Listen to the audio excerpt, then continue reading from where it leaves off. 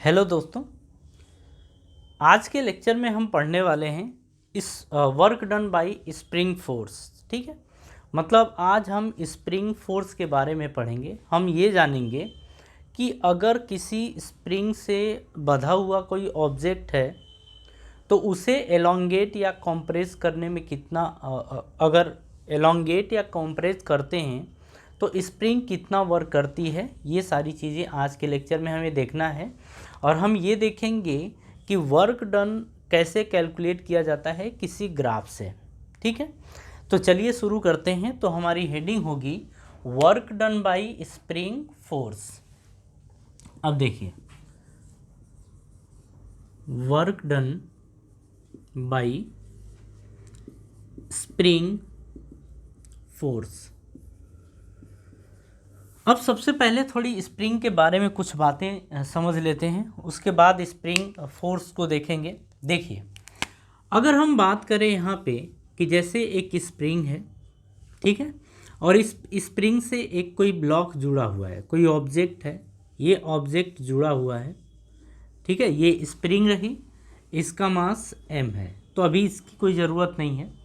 अगर हम स्प्रिंग की बात करें तो स्प्रिंग का एक स्प्रिंग कांस्टेंट होता है, स्प्रिंग का एक स्प्रिंग कांस्टेंट होता है, ठीक है, जिसे अपन बोलते हैं के। और के की वैल्यू डिपेंड करती है स्प्रिंग के, अगर स्प्रिंग बहुत ज़्यादा टाइट है यानी कड़ा है तो के की वैल्यू ज़्यादा होगी, अगर स्प्रिंग सॉफ्ट है तो के की वैल्यू कम होगी। कुल मिला के स्प्रिंग कांस्टेंट जो है वो डिपेंड करेगा स्प्रिंग के ऊपर कि किस टाइप की स्प्रिंग लगी हुई है। ठीक है, तो ये हो गया। अब यहाँ पे बात समझिएगा, जैसे मान लीजिए कि ये स्प्रिंग है, थोड़ा इसको हम हटाते हैं, ये स्प्रिंग है और ये अपने नेचुरल पोजीशन पे है, नेचुरल लेंथ पे है। तो नेचुरल लेंथ का मतलब हम बोलेंगे कि यहाँ पे x की वैल्यू ज़ीरो है, यहाँ पर x की वैल्यू ज़ीरो है। ठीक है, लेकिन अगर हम स्प्रिंग को थोड़ा एलोंगेट करें, ठीक है, थोड़ा इसको खींचते हैं, तो जब इसको खींचेंगे तो इसकी लेंथ इंक्रीज करेगी। ठीक है, जब लेंथ इंक्रीज करेगी तो हमने ये बोल दिया कि ये x लेंथ इंक्रीज हो गई है। ये इसकी नेचुरल लेंथ है या नेचुरल पोजीशन बोलेंगे। यहाँ से हम x यूनिट इसको क्या किए हैं, एलोंगेट किए हैं, मतलब खींचे हैं। ठीक है, तो देखिए, जब हम इसको खींचते हैं तो स्प्रिंग अब क्या करेगी कि पीछे की तरफ अपने आप को खींचती है, स्प्रिंग अपने आप को पीछे की तरफ खींचती है। तो फिर स्प्रिंग कोई ना कोई फोर्स लगाती है, किसके ऊपर, मतलब स्प्रिंग के अंदर एक ऐसी प्रॉपर्टी होती है कि वो नेचुरल लेंथ की तरफ जाने की कोशिश करती है। तो किस फोर्स से अपने नेचुरल लेंथ या नेचुरल पोजीशन की तरफ जाएगी, ज़रा उस चीज़ को देखिए। तो हम बोलेंगे यहाँ पे कि F डायरेक्टली प्रोपोर्शनल टू यहाँ पे x होगा। मतलब आप स्प्रिंग को जितना ज़्यादा खींचेंगे उतना ही ज़्यादा फोर्स लगा के स्प्रिंग अपने नेचुरल लेंथ की तरफ आएगी। तो जब इसको आप हटाएंगे तो यहाँ पर आता है एक स्प्रिंग कांस्टेंट जिसे के बोलते हैं और ये होता है x। ठीक है, यहाँ पर हम बोलेंगे कि इसकी वैल्यू पॉजिटिव होगी। ये किसने बोला था, ये बोलेंगे हम हुक्स लॉ के थ्रू। ठीक है, ये हुक्स लॉ से ऐसा आता है कि जो फोर्स होता है स्प्रिंग फोर्स वो होता है प्लस के एक्स के बराबर। ठीक है, यहाँ पर क्या है, ये एक्स क्या है, लेंथ है कि कितना हमने एलोंगेट किया है। ठीक है, के स्प्रिंग कांस्टेंट है, के क्या है, स्प्रिंग कांस्टेंट है। इतनी बातें ठीक है। यहाँ पर आप बोलेंगे जो एफ है, एफ को आप नाम देंगे स्प्रिंग फोर्स, या इसी को बोल सकते हैं आप रीस्टोरिंग फोर्स, स्प्रिंग फोर्स या रीस्टोरिंग फोर्स, आप ये नाम दे देंगे। ठीक है, इतनी बात समझ में आ गई। चलिए, अगर ये सारी बातें समझ में आ गई है तो अब इसके आगे अपने मेन पोर्शन पे आते हैं। ठीक है, जरा अब आगे समझिएगा।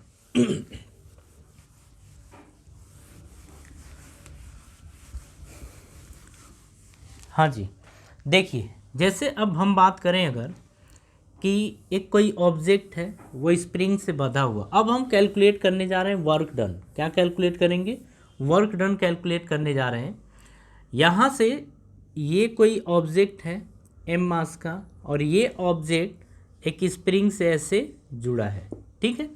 और ये अपने बोलेंगे कि इस समय ये अपने नेचुरल लेंथ पर है, ये इसकी नेचुरल लेंथ है, यानी x की वैल्यू यहाँ पर 0 है। कुछ देर बाद इस ब्लॉक को क्या करते हैं, हम खींच के यहाँ तक लेके आते हैं। यहाँ पर x इक्वल्स टू x है, यानी कि हम इसको यहाँ से x यूनिट खींच के आगे लेके जाते हैं। बात ठीक है? तो अब देखिए क्या हम बोलेंगे कि अगर हम यहाँ तक लेके आए तो पीछे की तरफ स्प्रिंग भागना चाहेगी, मतलब पीछे की तरफ एक फोर्स लगेगा जिसको बोलेंगे kx। ये फोर्स लगेगा kx, ठीक है। अब हमें कैलकुलेट करना है वर्क डन कि अगर हम इसको यहाँ से छोड़ देते हैं, मतलब एलोंगेट करके यहाँ से हम इसको छोड़े, तो ये कितना यहाँ तक पहुँचने में इस स्प्रिंग को वापस अपने नेचुरल लेंथ तक लाने में कितना वर्क करना पड़ेगा, ये हमें कैलकुलेट करना है, ठीक है। अब देखिए इसके बाद की कहानी, हम यहाँ से बोलेंगे कि जो वर्क डन होगा is equals to F vector dot F vector.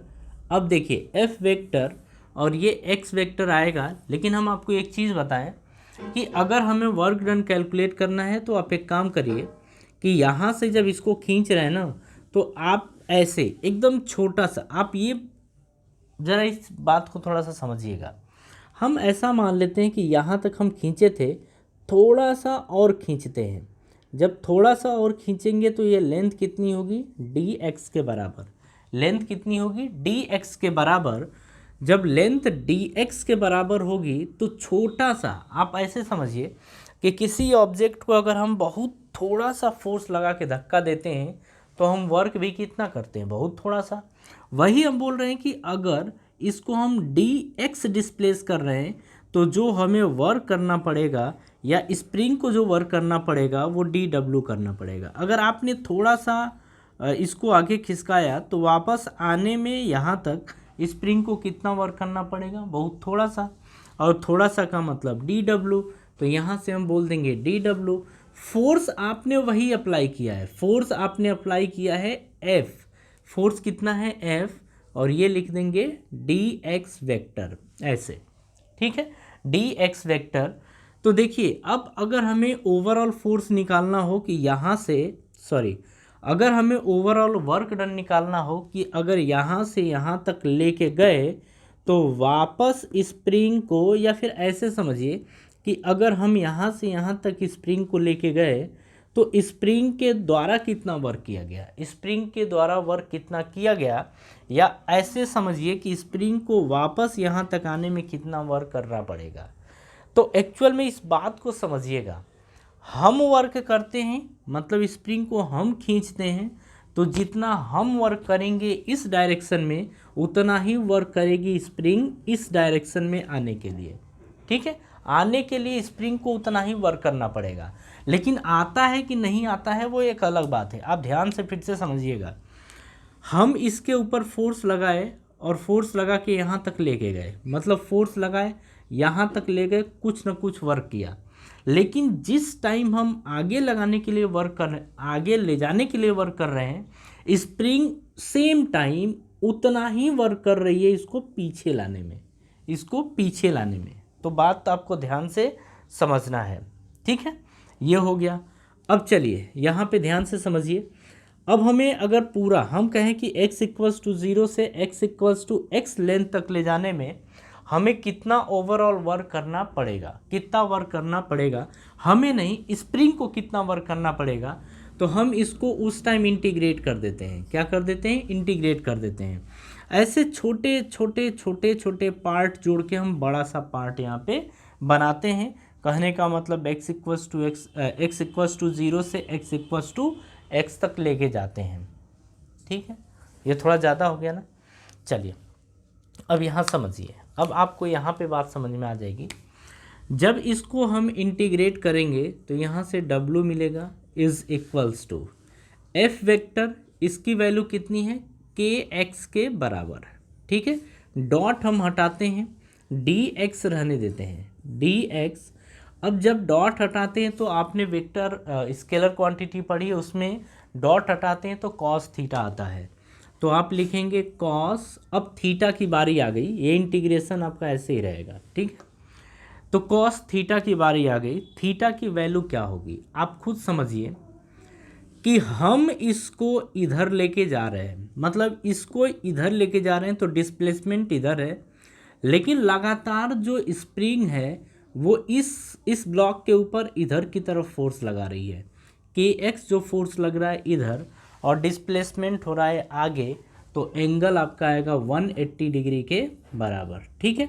और कॉस 180 की वैल्यू होती है -1, ये हो गया। तो W इज इक्वल्स टू, ये आ गया के एक्स डी एक्स, वो भी माइनस में, ठीक है। अब देखिए W is equals to minus के बाहर आ जाएगा, क्योंकि यहाँ पे जो स्प्रिंग कांस्टेंट दिया है ना वो कांस्टेंट है, कांस्टेंट है। अंदर अब क्या बचेगा, बचेगा एक्स डी एक्स। इतनी बातें समझ में आ गई, तो ये हो गया आपका वर्क डन। इस तरीके से कैलकुलेट किया जाएगा, लेकिन फाइनल आंसर अभी नहीं आएगा। फाइनल आंसर कैसे आएगा अब वो ज़रा समझिए। हम यहाँ पे लिमिट लगाएंगे, लिमिट लगाएंगे कि x इक्वल्स टू 0 से आप इस ब्लॉक को कहाँ तक लेके गए हैं, x इक्वल्स टू x तक, तो 0 से आप कहाँ तक लेके गए हैं, x तक। अब जाके ये हो गया आपका। अब चाहें आप तो इसे सॉल्व कर लीजिए, जब सॉल्व करेंगे तो ये आपका आएगा W is equals to minus K x. तो अगर हम x का इंटीग्रेशन करें तो ये आता है x square by 2। X D x का x का इंटीग्रेशन जो होता है वो एक्स स्क्वायर बाई 2 होता है, ठीक है। तो ये आपका आ जाएगा एक्स स्क्वायर बाई 2। लिमिट की बात करें तो ये 0 से आपका x तक है, ठीक है।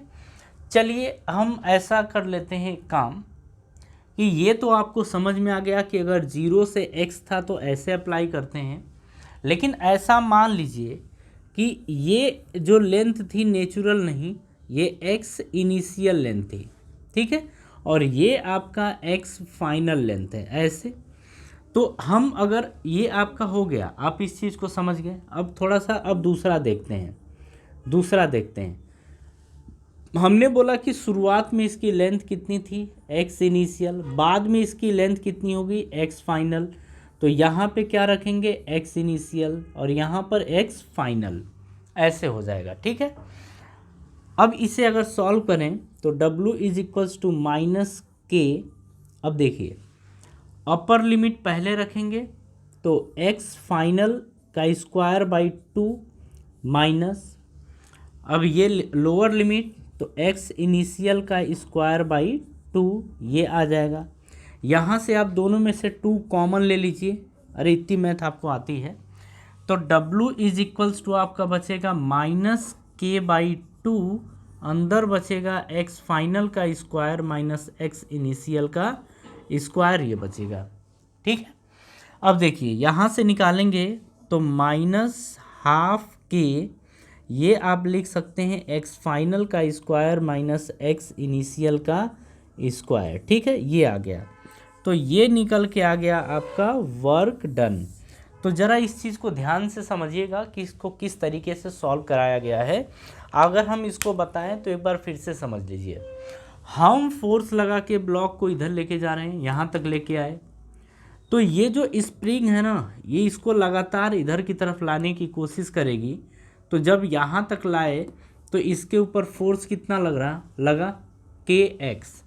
तो ये बोल रहा है कि एक्स इनिशियल से एक्स फाइनल तक लेके जाने में स्प्रिंग द्वारा कितना वर्क किया जाएगा, ठीक है।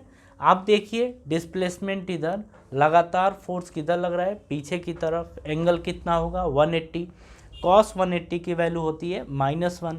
वैल्यू जब इसमें पुट करेंगे तो ये माइनस आ जाएगा। अब जब इसे आप सॉल्व करेंगे तो ये आएगा।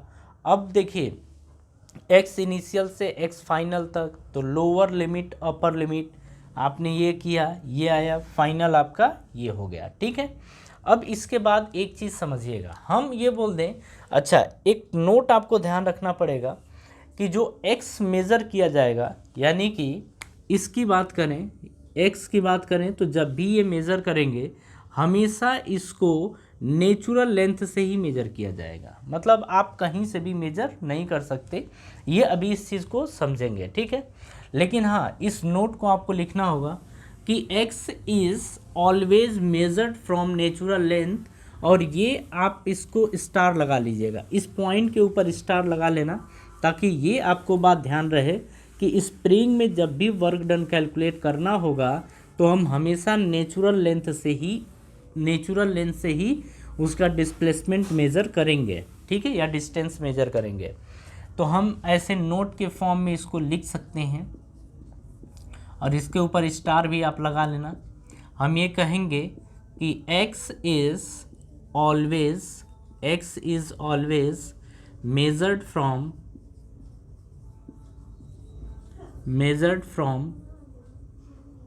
Natural length. हमेशा ये कहाँ से मेजर किया जाएगा? नेचुरल लेंथ से ही मेजर किया जाएगा, ठीक है।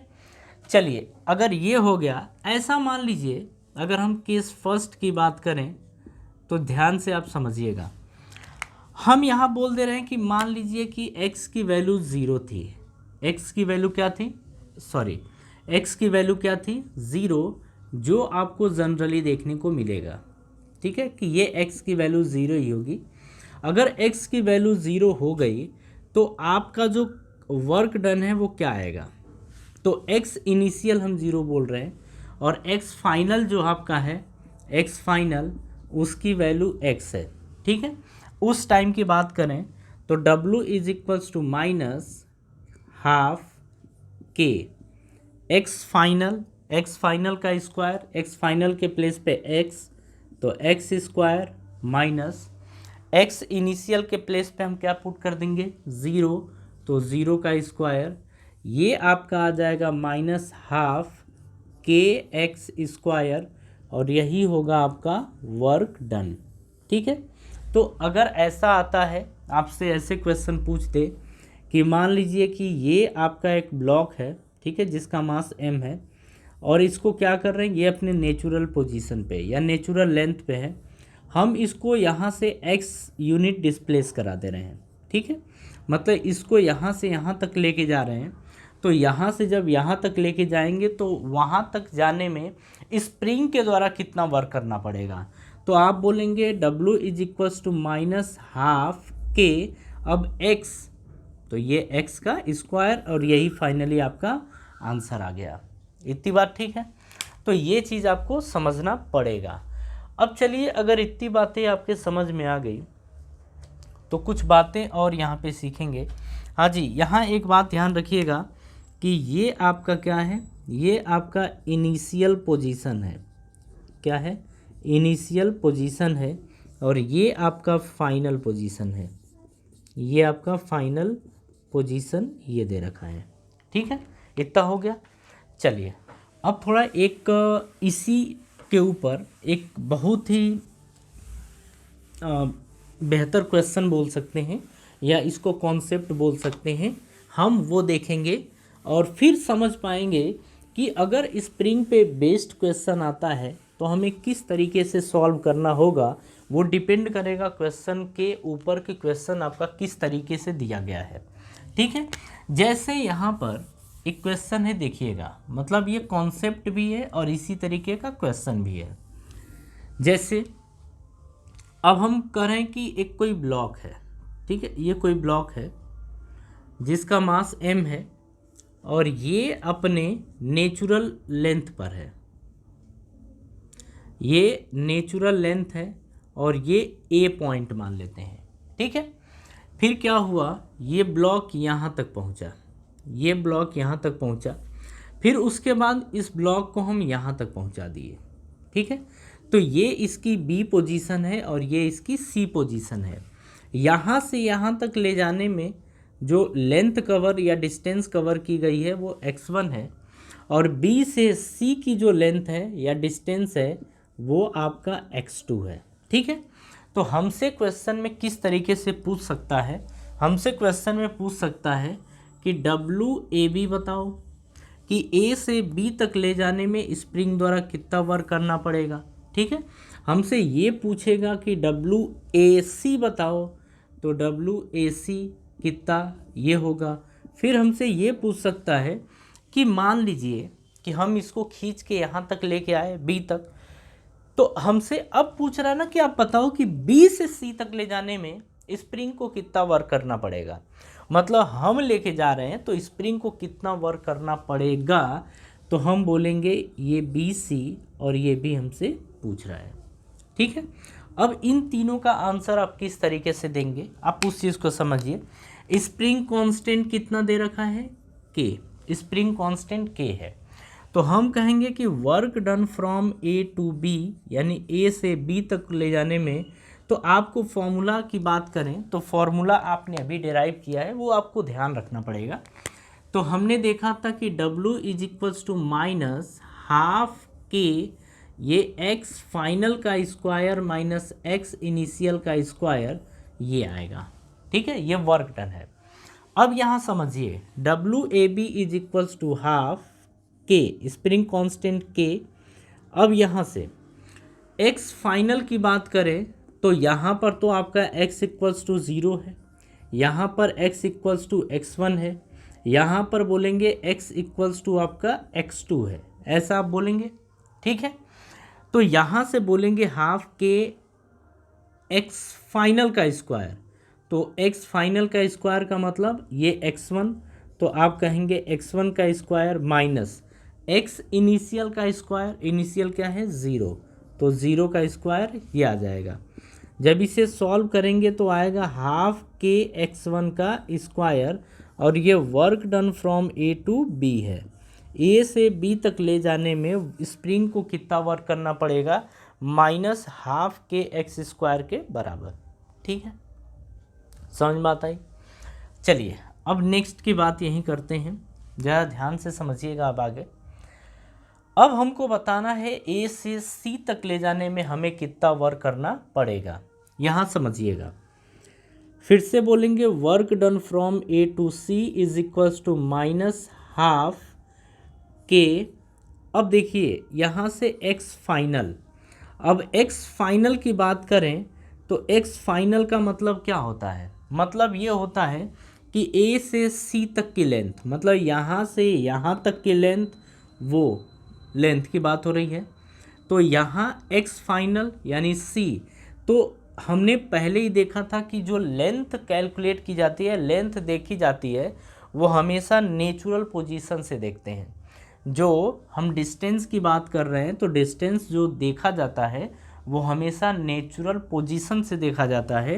तो यहाँ से यहाँ तक की डिस्टेंस कितनी होगी, x1 प्लस x2, तो x1 प्लस x2, और ये क्या है, ये फाइनल है, फाइनल। ठीक है, का square minus x initial, initial कितना है 0, तो ये आ जाएगा 0 का स्क्वायर। ठीक है, ये आ जाएगा माइनस हाफ K। अब देखिए ये तो 0 आ गया, ये आपका बना x1 प्लस x2 का होल स्क्वायर, और ये work done from A to C है। ठीक है, ये आ गया है आपका minus half K x1 plus x2 का होल स्क्वायर, ये आ गया है। ठीक है, अब देखिए इसके बाद की बात करें तो इसके बाद क्या है, पूछ रहा है कि work done from B to C, यहाँ से यहाँ तक ले जाने में आपको कितना वर्क करना पड़ेगा, आप वो बताइए। तो अब ना हम इस चीज़ को हटाते हैं, अब इसे हटाते हैं, अब वहाँ समझते हैं। समझिएगा, आपका ये वाला पोर्शन ना बहुत ही इम्पोर्टेंट है, आप इसे ध्यान रखेंगे, ये आपका बहुत इम्पोर्टेंट है, इसे आपको ध्यान रखना पड़ेगा। अब देखिए हमसे बोल क्या रहा है कि work done from B to C is equals to minus half K। अब देखिए x फाइनल की बात करें तो फाइनल ये है, लेकिन हमें ये कोई भी डिस्टेंस लेनी हो हम कहाँ से लेंगे, हमेशा नेचुरल से। तो यहाँ से यहाँ तक की डिस्टेंस कितनी है, तो हम कहेंगे x1 प्लस x2 का होल स्क्वायर, फिर माइनस, अब देखिए इनिशियल पोजीशन आपकी ये है, लेकिन ये भी नेचुरल पोजीशन से कितनी डिस्टेंस पर है, x1, तो इनिशियल होगा x1 का स्क्वायर, ये आ जाएगा। ठीक है, तो work done from B to C is equals to this, और इसे आप ध्यान रखेंगे, इसे डायरेक्टली याद नहीं करना है, इसे आपको समझना है। इसको हमने स्टार लगा दिया है ताकि आप इसे ध्यान रख सके। ठीक है, चलिए जरा कॉपी करिए।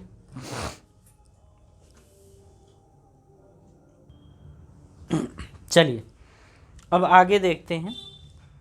चलिए एक पॉइंट है, उस पॉइंट को आप खुद अपने दिमाग से सोच के बताइए कि ट्रू और फॉल्स, एक क्वेश्चन है। आप सपोज आप ऐसे समझ लीजिए कि ये आपका ट्रू और फॉल्स का क्वेश्चन है।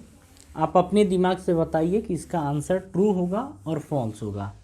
हम ये बोल रहे हैं कि work done by spring force, ये आपका एक क्वेश्चन के तरीके से है। हम बोल रहे हैं कि work done by spring force is always negative. आप ये बताइए कि ये स्टेटमेंट जो है वो ट्रू है और फॉल्स है। चलिए आप एक बार सोच लीजिए।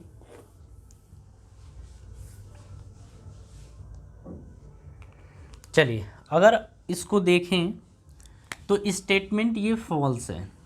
ठीक है, आपको लगा होगा कि अभी तक हमने क्वेश्चन किया, हर क्वेश्चन के अंदर जो वर्क डन आ रहा था वो निगेटिव आ रहा था, तो इस हिसाब से स्प्रिंग फोर्स के द्वारा जो भी वर्क किया जाएगा वो निगेटिव होगा, जबकि ये गलत है। अब इस चीज़ को देखिए कैसे। आप ऐसा मान लीजिए कि जो स्प्रिंग आपकी है वो कॉम्प्रेस्ड पोजीशन में है, कॉम्प्रेस्ड पोजीशन में है। ठीक है, अगर स्प्रिंग आपकी कॉम्प्रेस्ड पोजीशन में है, कहने का मतलब कि ये है,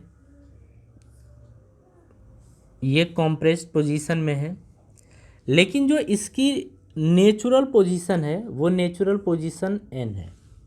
नेचुरल पोजीशन क्या है, एन है। ठीक है, अब समझिए, ये कॉम्प्रेस पोजीशन, यहाँ से इसकी लेंथ आप सपोज कर लीजिए एक्स है, लेंथ क्या है, एक्स है। ठीक है, अब यहाँ पे होगा क्या, यहाँ पर क्या होगा, अगर ये कॉम्प्रेस पोजीशन में है तो हम यहाँ पे कहेंगे कि ये जो स्प्रिंग इसके ऊपर फोर्स लगाएगी वो इस डायरेक्शन में लगाएगी। ये बिल्कुल बात सही है। अब आपने ऐसे कंप्रेस करके स्प्रिंग को ऐसे आपने छोड़ दिया है। आप सपोज कर लीजिए आपने स्प्रिंग को कंप्रेस करके ऐसे रख दिया है, फिर जैसे ही आप हाथ हटाएंगे तो उस स्प्रिंग के पास एक फोर्स है Fx पहले से ही। ठीक है, लेकिन जैसे ही हाथ हटाएंगे वो अपने नेचुरल पोजीशन तक आने की कोशिश करेगा। आप खुद सोच के देखिए, अगर स्प्रिंग को आपने कंप्रेस कर रखा है तो स्प्रिंग इधर की तरफ फोर्स लगा रही होगी अपने नेचुरल पोजीशन की तरफ जाने के लिए। ठीक है, मतलब आपने कंप्रेस कर रखा है तो फोर्स लगातार इस डायरेक्शन में लग रहा होगा, लेकिन जैसे ही आप हाथ हटाएंगे वो तुरंत अपने नेचुरल लेंथ पे आ जाएगा। ठीक है, तो इस हिसाब से आप कहेंगे कि फोर्स लग रहा है इस डायरेक्शन में, आपका डिस्प्लेसमेंट भी होने वाला है इसी डायरेक्शन में। तो फोर्स इस डायरेक्शन में और आपका डिस्प्लेसमेंट भी इसी डायरेक्शन में, जब दोनों होते हैं सेम डायरेक्शन में, जब दोनों आपके सेम डायरेक्शन में होंगे तो थीटा की वैल्यू क्या आएगी, 0 डिग्री, और कॉस 0 की वैल्यू क्या होती है, 1। तो इस हिसाब से आपको अगर याद हो तो हमने देखा था कि W is equals to F, यहाँ से x cos 0, तो यहाँ से W की वैल्यू आ जाएगी पॉजिटिव। क्या आ जाएगी, पॉजिटिव आ जाएगी। ठीक है, तो अब आप समझ गए कि अगर हम ऐसा नहीं बोल सकते कि जो वर्क डन होगा वो हमेशा ही निगेटिव आएगा, नहीं, ऐसा नहीं है। ठीक है, अब चलिए दूसरी एक चीज़ देखें। हम कहेंगे कि एलोंगेट पोजीशन पे है तब, जरा देखिए एलोंगेट पोजीशन में है। अब अगर एलोंगेट पोजीशन में है आपकी स्प्रिंग, तो उस टाइम की बात कर रहे हैं, आपने क्या कर रखा है, इसे खूब खींच रखा है, इसे आपने खींच रखा है, ठीक है, और खींच रखा है, और ये इसकी नेचुरल लेंथ ये है, नेचुरल लेंथ ये है, लेकिन आपने इसको यहाँ से x यूनिट खींच रखा है। तो आप खुद बताइए कि इस टाइम इसके साथ क्या हो रहा है। जैसे ही आप स्प्रिंग को छोड़ेंगे, स्प्रिंग इस ब्लॉक को लेके अपने नेचुरल लेंथ की तरफ मूव करेगी। तो इसका मतलब ये है कि इसके पास जो रिस्टोरिंग फोर्स है उसकी डायरेक्शन इधर की तरफ है इस टाइम, ठीक है। जैसे ही छोड़ेंगे डिस्प्लेसमेंट भी किधर होगा, इधर की तरफ। आप देख रहे हैं कि फोर्स इसी डायरेक्शन में, डिस्प्लेसमेंट आपका इसी डायरेक्शन में, तो दोनों किस डायरेक्शन में है, तो आप कहेंगे in same direction, in same direction. और जब सेम डायरेक्शन में दोनों होता है तो एंगल की वैल्यू 0 डिग्री, और कॉस 0 डिग्री क्या होता है आपका 1 + 1 ये होता है। और जैसे ही यहाँ पर पुट करेंगे तो आपका वर्क डन क्या आ जाएगा, पॉजिटिव। आपका वर्क डन क्या आ जाएगा, पॉजिटिव आ जाएगा। बात समझ में आ रही है। तो ये हो गया। दो पोजीशन ऐसी होती है, एक कॉम्प्रेस्ड पोजीशन, दूसरा एलोंगेट पोजीशन, कि उस टाइम स्प्रिंग फोर्स के द्वारा जो वर्क किया जाता है वो पॉजिटिव मिलता है, ठीक है। चलिए, अगर ये बात समझ में आ गई तो देखिए, अब इसके बाद हम कुछ क्वेश्चन हैं, उन क्वेश्चन को डिस्कस करेंगे, और ये क्वेश्चन काफ़ी बेहतर तरीके के हैं। अभी आपने जो देखा था कॉन्सेप्ट, उसी कॉन्सेप्ट के ऊपर ये क्वेश्चन है। पहला क्वेश्चन, जरा उस क्वेश्चन को देखिए।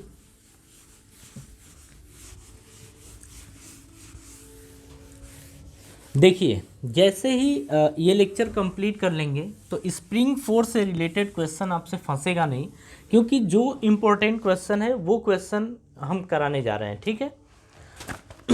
चलिए, जरा फोटो देखिए बोर्ड पे ही।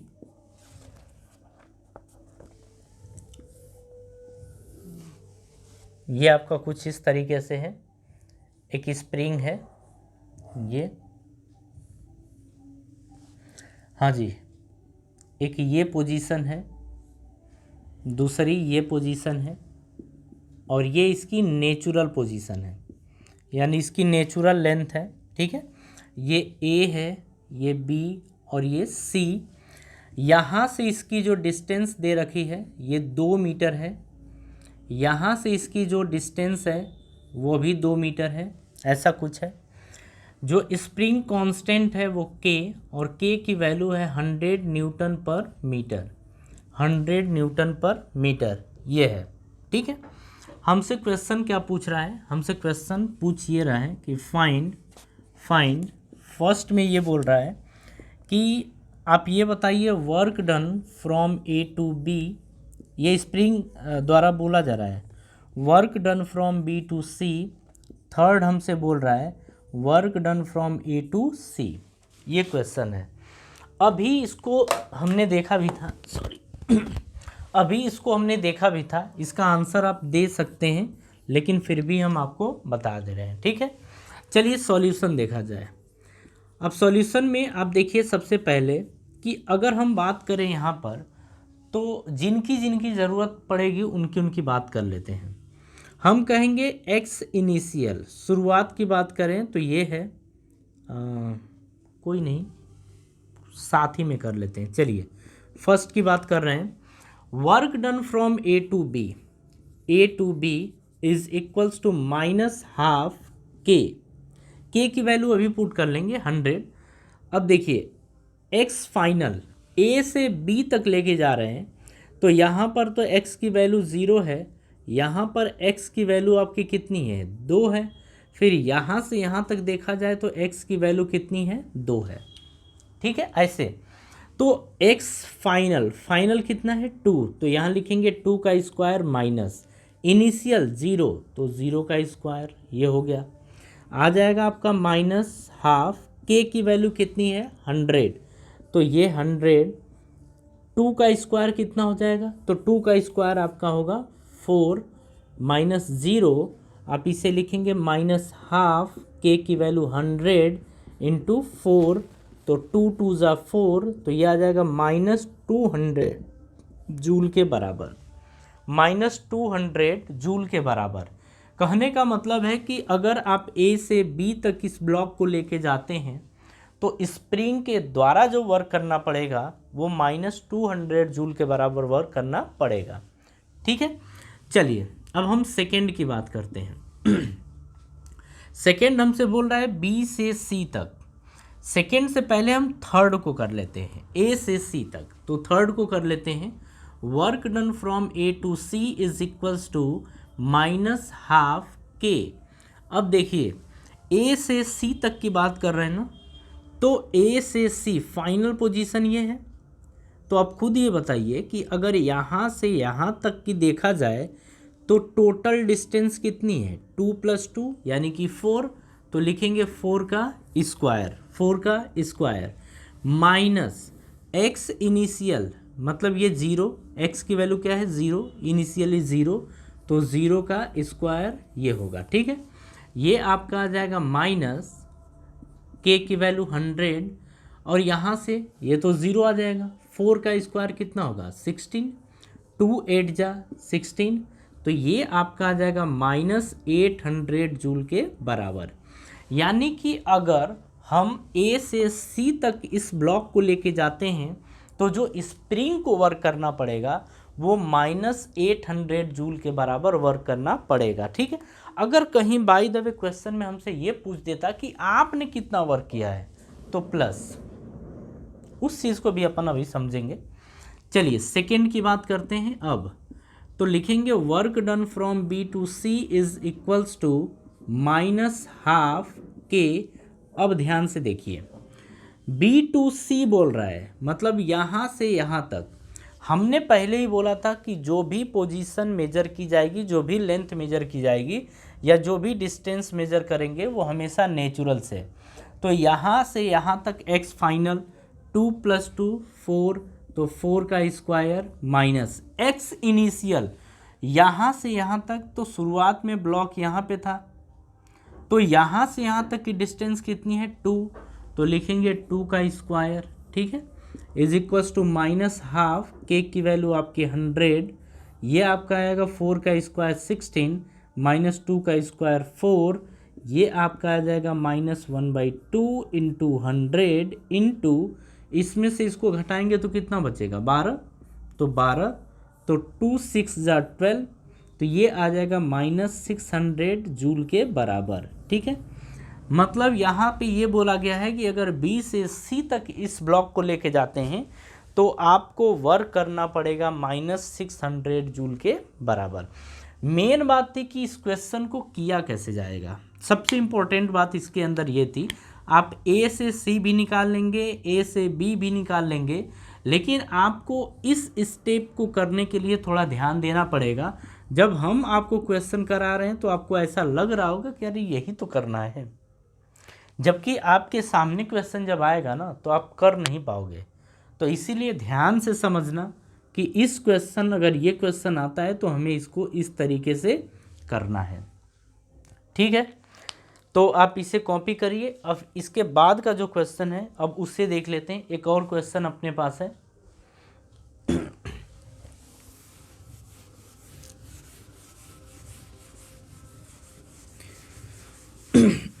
ये थोड़ा दूसरे टाइप का क्वेश्चन है, लेकिन चलो कोई नहीं, इसे भी ध्यान देंगे और समझेंगे कि क्वेश्चन क्या है।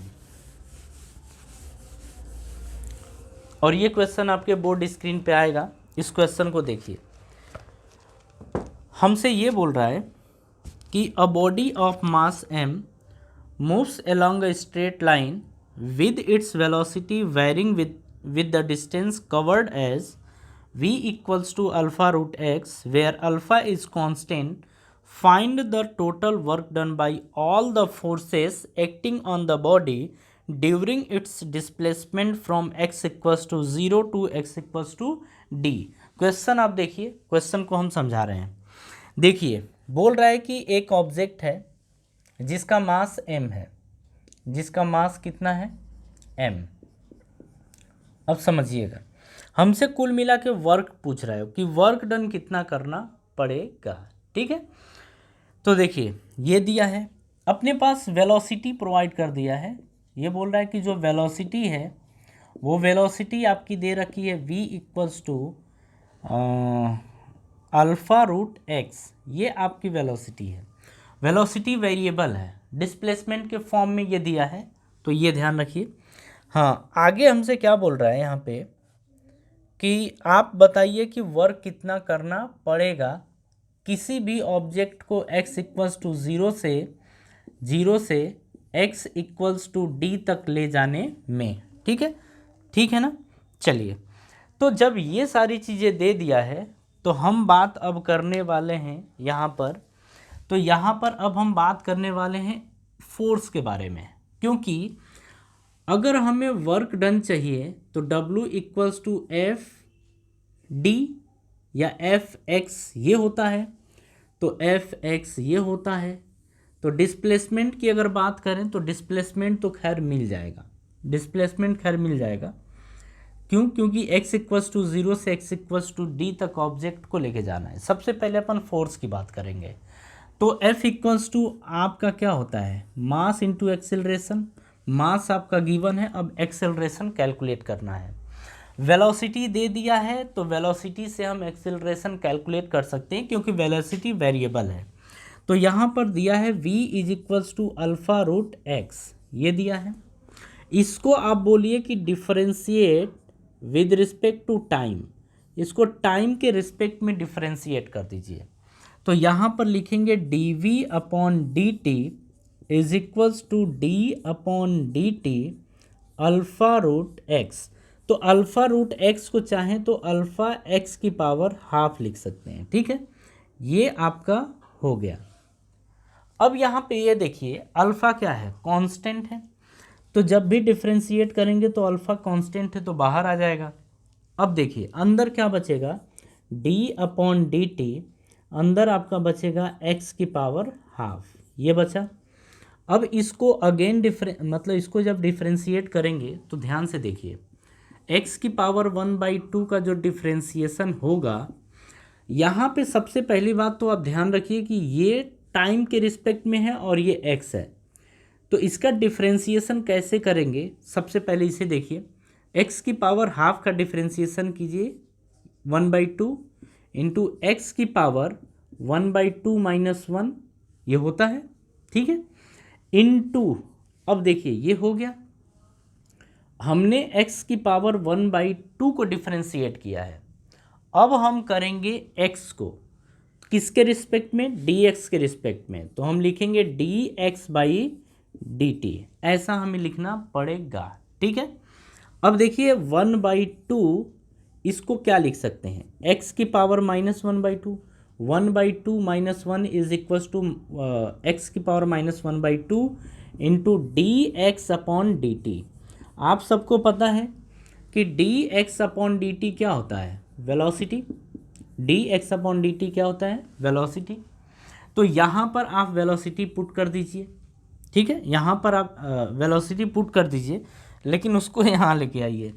तो जब, अच्छा थोड़ा सा और सॉल्व कर लीजिए, ये ऐसे थोड़ा सा इसको और सॉल्व कर लेते हैं। तो सॉल्व किया इतने को, हाँ जी, इतने को जब सॉल्व किया हमने तो ये आएगा क्या, 1/2, इसको x की पावर 1/2 है तो इसे 1 अपॉन एक्स की पावर 1/2 लिख सकते हैं। तो इसको 1 अपॉन रूट एक्स भी लिख सकते हैं, इसको ये लिख सकते हैं। तो ये रूट हमने x कर दिया है। ठीक है, ये x की पावर 1/2 को हम ये लिख सकते हैं 1 upon root x into D x upon D T. ठीक है, तो डिफ्रेंसिएशन इसका ये आ जाएगा, इतनी बात ठीक है।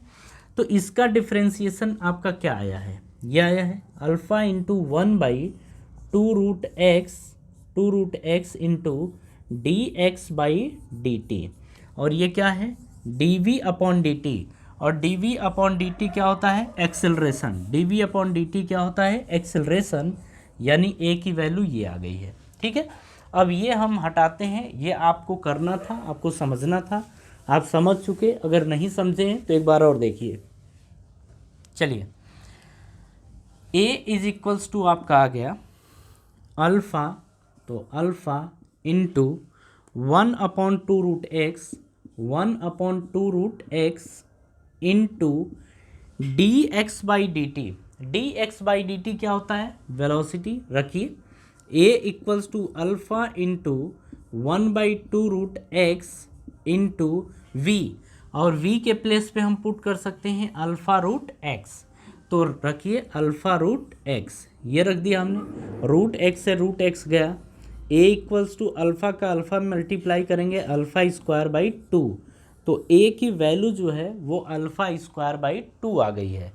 यानी कि अगर हम फोर्स की बात करें तो F इक्वल्स टू ma और F इक्वल्स टू m, और a के प्लेस पे आप पुट करिए α²/2, तो α²/2, तो ये आ गया आपका m α²/2। तो ये फोर्स निकल के आ गया। लेकिन हमें कैलकुलेट करना है वर्क डन। क्या कैलकुलेट करना है? Work done. ठीक है, वर्क डन किस तरीके से कैलकुलेट किया जाएगा, अब जरा उसे आप ध्यान दीजिए। ठीक है, ये आपका एक्सेलरेशन आ गया, हम इसे हटा दे रहे हैं। अब देखिए यहाँ पे लिमिट की बात किया था, लोअर लिमिट अपर लिमिट। ठीक है, तो इससे जब करेंगे तो W is equals to F D x, और इसको हमने देखा था कि इंटीग्रेट कर देते हैं। क्या कर देते हैं? इंटीग्रेट कर देते हैं। ये लोअर लिमिट कितना है? 0, यानी कि x इक्वल्स टू 0, और अपर लिमिट है x इक्वल्स टू d। ये होगा वर्क डन। यहाँ पर रखिए ऐसे 0 से d। f की वैल्यू कितनी है? m α²/2 इंटू डी एक्स, ये हो गया। मास क्या है? कांस्टेंट। अल्फा क्या है? कांस्टेंट। 2 भी कांस्टेंट, तो यहाँ से m α²/2 आप बाहर ले लो। अब अंदर आपका बचेगा 0 से d, और ये बच गया dx। और आप सबको पता है कि जो dx का इंटीग्रेशन होता है वो x होता है। ठीक है, तो हम लिखेंगे m α²/2, और dx का इंटीग्रेशन आपका x होगा 0 से d, तो ये आ जाएगा m α²/2, ये आ जाएगा d-0, d-0, तो ये आपका हो जाएगा m α²/2 इंटू डी, और यही आपका फाइनल आंसर होगा। ठीक है, मतलब ये है कि इस वेलोसिटी से आप ऑब्जेक्ट को मूव करा रहे हैं। ठीक है, इतने मास का ऑब्जेक्ट है, तो यहाँ से यहाँ तक ले जाने में जो आपको वर्क करना पड़ेगा वो m α²/2 इंटू डी, यानी कि m α²d/2, ये वर्क करना आपको पड़ेगा। ठीक है, बात समझ में आ गई? कॉपी करिए। अगर आपको थोड़ा बहुत डाउट हो रहा तो इंटीग्रेशन डिफरेंशिएशन जहाँ पे आता है वहाँ पे थोड़ा फिर से देख लीजिएगा। ठीक है, वो समझ में आपको आ जाएगा। कॉपी करिए।